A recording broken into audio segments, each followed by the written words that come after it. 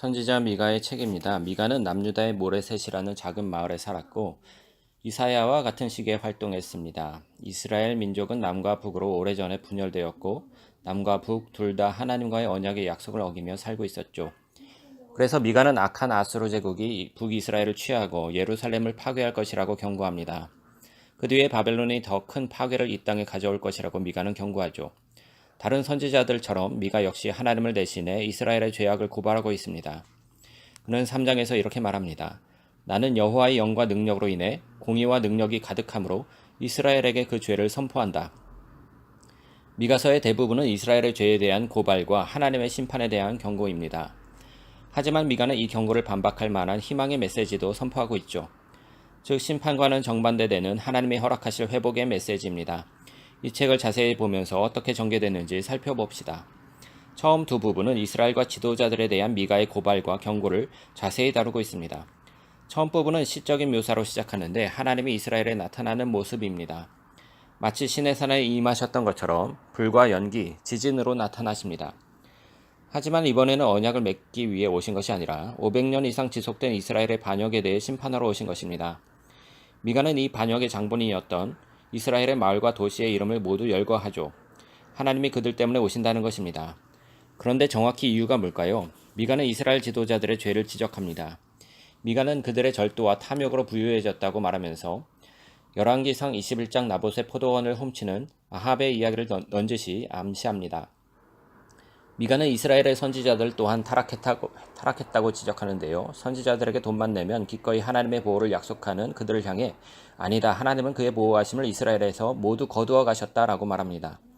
두 번째 고발 부분은 이스라엘의 지도자들과 선지자들의 죄를 자세히 언급하는데 그들이 함께 엄청난 불의를 행했음을 묘사합니다. 그들은 뇌물을 받아 그 땅을 다스렸고 부자들을 이롭게 하기 위해 정의를 왜곡했으며 가난한 자들에게서 그들의 땅과 안전, 그들의 희망을 빼앗았습니다.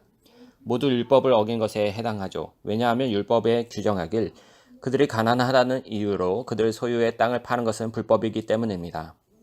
우리는 하나님이 곧 포악한 나라를 사용하셔서 그들을 심판하실 것을 알고 있습니다. 그리고 그 나라는 북왕국과 예루살렘 도시, 그 성전을 취해 모두 폐허로 만들 것입니다. 이것은 매우 엄중한 경고입니다. 하지만 이 경고로 끝나는 것이 아닙니다. 각각의 경고들은 놀라운 소망의 약속과 함께 끝맺게 됩니다. 첫 경고 이후에 목자와 같은 하나님이 묘사됩니다. 그는 그의 양떼를 구원하고 다시 모으시죠. 즉 그 양떼는 이스라엘의 남은 사람들로 그는 그들을 푸른 초원으로 불러들여 다시 한번 그들의 왕이 되실 것입니다. 두 번째 경고는 폐허가 된 예루살렘 성전 이미지로 끝납니다.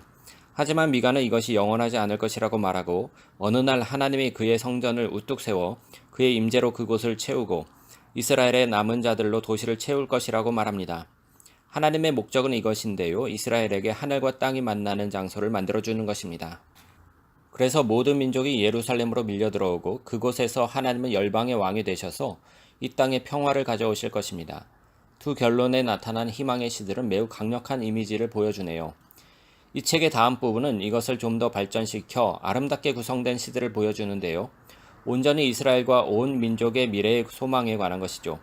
우리는 여기에서 아수르의 공격 이후 이스라엘은 바벨론의 정복당에 포로로 끌려가지만 하나님은 그의 백성들을 회복시키시고 그들의 땅으로 다시 돌아오게 하실 것을 알게 되죠. 또한 새 예루살렘에서 다윗의 혈통으로부터 새 메시아 왕이 나타날 것이고 베들레헴에서 태어난 그가 하나님의 회복된 백성들을 통치할 것임을 우리는 알게 됩니다. 마지막으로 하나님의 메시아 왕국에서 이스라엘의 남은 자들 중 충성된 사람들은 열방 가운데 축복받을 것입니다. 그러나 동시에 하나님은 마지막 심판을 행하시고 모든 악한 것을 제하실 것입니다. 이 책의 마지막 부분은 희망 다음에 다시 경고의 패턴으로 돌아갑니다. 이미 이 앞부분에서 보았던 내용입니다. 미가는 다시 이스라엘 지도자들의 부당한 경제적 관행을 드러내어 그것이 그 땅과 백성을 파괴했다고 말합니다. 미가는 여기에서 이스라엘이 하나님을 따른다는 것이 무엇을 의미하는지 요약해주는 유명한 말을 합니다. 사람아 무엇이 좋은지 그분께서 내게 말씀하셨다. 여호와께서 내게 원하시는 것은 공의를 행하고 긍휼을 사랑하며 겸손히 내 하나님과 함께 행하는 것이다. 이것은 이스라엘이 정확히 하지 않았던 것입니다. 그래서 그들은 곧 멸망에 이르게 됩니다. 하지만 이 책은 또 다른 희망의 노래로 끝이 납니다. 이스라엘은 한 개인으로 의인화됩니다. 그는 수치와 패배 속에 혼자 앉아있죠. 분명 이스라엘의 파괴와 유배에 관한 이미지입니다. 이 사람은 하나님의 자비를 구하며 하나님이 듣고 용서하시기를 애원합니다. 그런데 왜 하나님이 이 믿음 없고 반역하는 백성을 들으시고 용서하셔야 하는 걸까요? 저자는 두 가지 이유를 말합니다. 첫째는 하나님의 성품 때문이라고 말입니다. 주와 같은 하나님은 어디 있겠습니까? 주는 반역을 참으시며 죄악을 용서하십니다. 하나님의 자비가 그의 분노와 심판보다 더욱 강함을 저자는 알고 있습니다. 두 번째 이유는 하나님의 약속 때문입니다. 그는 말하길 오래전에 맹세하셨듯이 야곱에게 성실을 베푸시며 아브라함에게 긍휼을 베풀어 주소서. 이것이 이 책의 마지막 부분입니다. 이것은 아브라함과 그의 가족에게 하신 하나님의 언약의 맹세를 암시합니다. 창세기에 기록되길 모든 열방이 아브라함 가족을 통해 하나님의 축복을 받을 것이다 라고 되어 있죠. 그러나 열방에게 축복의 통로가 되기 위해서 이스라엘은 먼저 하나님께 충성된 자가 되어야 하죠. 그래서 미가서는 심판과 희망 사이를 왔다 갔다 하며 이것에 대해 설명하고 있습니다. 하나님이 이스라엘을 통해 열방을 축복하시려면 먼저 그의 백성들 사이의 죄악을 심판해야 합니다. 그러나 하나님의 심판은 결국 희망에 이르게 되는데 하나님의 언약의 약속과 그 사랑이 인간의 죄악보다 더욱 강하기 때문입니다. 하나님의 궁극적인 목적은 우리를 해하려는 것이 아니라 우리를 살리시고 구원하시려는 것입니다.